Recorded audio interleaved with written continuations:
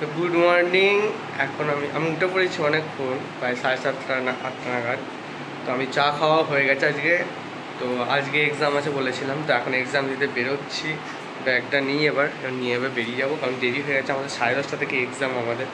তো চলো এক্সাম দিয়ে এসে তারপর কথা হচ্ছে।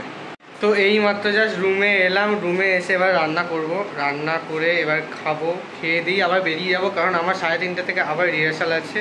তো রিহার্সালে যেতে হবে ওটা। তো চলো তাড়াতাড়ি রান্নাটা করি না, কিছু করবো না, পোস্ত করবো, ভাত করবো, খেয়ে নেবো।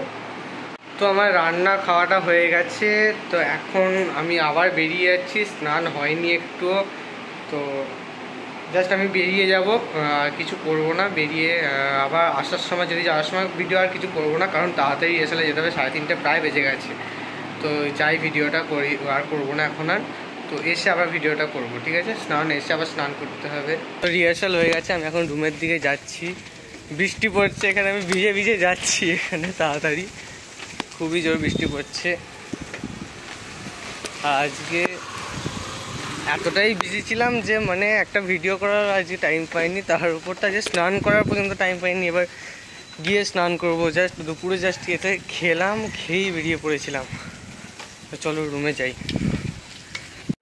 তো এখন বাজে প্রায় 10টা নাগাদ, 10টা মতন বাজে এখন। তো সে বিকালে বলেছিলাম চা খাবো, তারপর থেকে কোনো ভিডিও করিনি। তো মানে ভিডিও করা হয়নি বলতে আসলে আমি গানের রেওয়াজ করছিলাম। তো গানের রেওয়াজ করতে করতে আর করা হয়নি। গানের রেওয়াজ করার সময় সেগুলো কী করব। তো রাতে যখন একটু আগে মানে এখনও ভাবছিলাম যে যখন দেখলাম 10টা বেজে গেছে, তখন ভাবলাম যে আজকে রান্না করার মতো আর কিছু হবে না, কারণ রেওয়াজ করতে করতে যদি তাড়াতাড়ি খেতে হয় তো আমাকে একটু খাবার অর্ডার দিয়ে দিতে হবে। তো বাইরের কি খাবার অর্ডার দেবো, ভেজ থালি কিছু খেতে খাই না আমি, কোনো শাকসবজি খাই না। তো একটা বিরিয়ানি অর্ডার দিয়ে দিলাম। তো এই যে বিরিয়ানি এসে গেছে, এই যে এইটা।